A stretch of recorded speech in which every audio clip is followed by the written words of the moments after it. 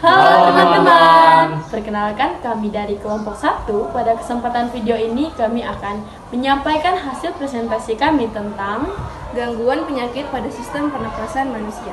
Sebelum kita lanjut ke penjelasannya, terlebih dahulu kami memperkenalkan diri dari ujung. Perkenalkan, nama saya Aritya Putra. Perkenalkan, saya Nifeb Febrianti. Perkenalkan, saya Dewi Marten. Perkenalkan, saya Armita Anggisti. Perkenalkan, nama saya Aurelia Mulia. Perkenalkan, nama saya Aryo.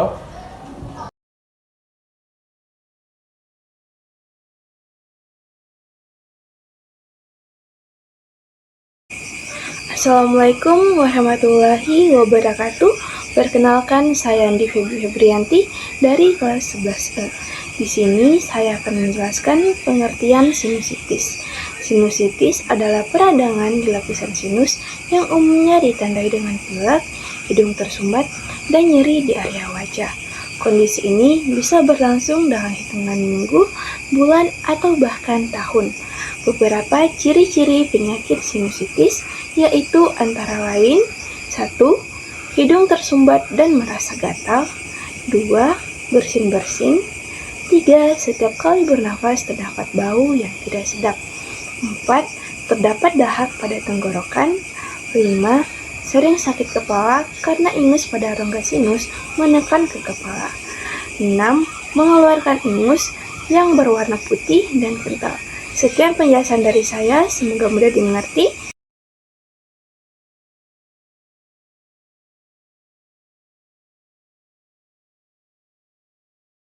Penyebab sinusitis adalah alergi atau infeksi mikroba seperti bakteri dan virus yang terjadi di sekitar rongga kecil tersebut.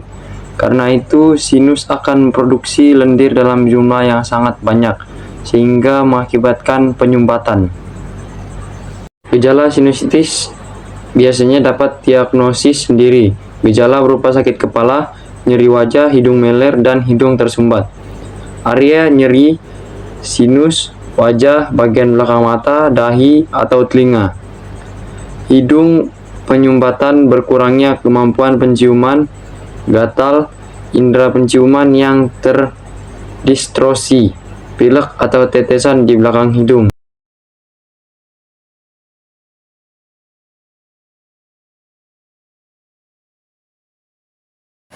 Jenis-jenis sinusitis. Sinusitis akut, peradangan sinus yang berlangsung sekitar 2-4 minggu.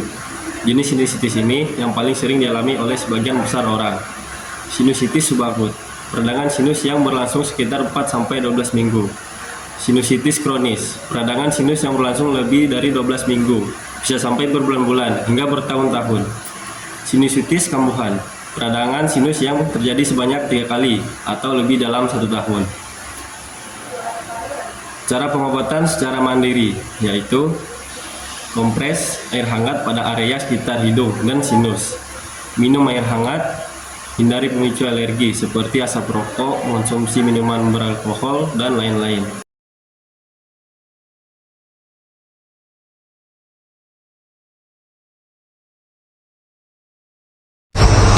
Asma adalah salah satu masalah paru-paru yang membuat pengendapan kesulitan bernapas. Akibatnya seperti peradangan, penyempitan pada saluran pernapasan. Tidak hanya kesulitan bernapas, asma juga menyebabkan gejala lain seperti manggi, batuk-batuk, dan nyeri. Saluran pernapasan pada asma lebih sensitif dibandingkan dengan orang lain yang tidak terkena asma. Ketika paru-paru teriritasi, akibatnya seperti asap rokok, debu, bulu binatang, dan lain-lain. Maka otot saluran pernapasan pada pengendapannya menjadi kaku dan menyempit. Kalau tadi saya sudah menjelaskan pengertian, selanjutnya saya akan menjelaskan tentang ciri-ciri asma. Apa saja sih ciri-ciri asma? Ciri-cirinya adalah seperti batuk, batuk berat, ringan, berdahak, kering, seperti di malam hari, seperti berolahraga kronis. Selanjutnya pernapasan, kita akan sulit bernapas dengan cepat melalui mulut. Infeksi saluran pernapasan yang sering terjadi, nafas cepat atau nafas pendek saat malam. Juga terdapat dalam umum seperti tekanan darah, bangun terlalu pagi, jantung cepat iritasi, tenggorokan, atau kegelisahan. Sekian dari saya penjelasan tentang pengertian dan ciri-ciri asma. Terima kasih.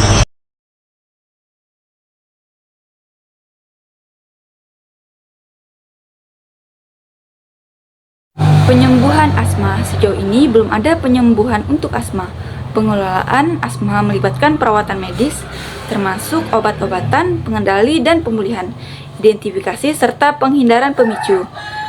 Pemantauan gejala, perubahan gaya hidup, dan dukungan psikososial penting untuk berkomunikasi secara teratur dengan profesional kesehatan untuk menyesuaikan rencana pengelolaan sesuai kebutuhan individu. Beberapa penyebab umum asma. 1. Faktor genetik riwayat keluarga asma atau alergi dapat meningkatkan resiko seseorang mengembangkan asma. 2. Alergen. Paparan terhadap alergen tertentu dapat memicu serangan asma pada individu yang rentan. 3. Iritan udara. Polusi udara, asap rokok, atau paparan terhadap bahan kimia tertentu dapat menjadi pemicu serangan asma. 4. Infeksi saluran pernapasan. Infeksi virus atau bakteri pada saluran pernapasan dapat menyebabkan eksaserbasi asma pada beberapa orang. 5. Olahraga. Pada beberapa individu, aktivitas fisik atau olahraga tertentu dapat memicu gejala asma.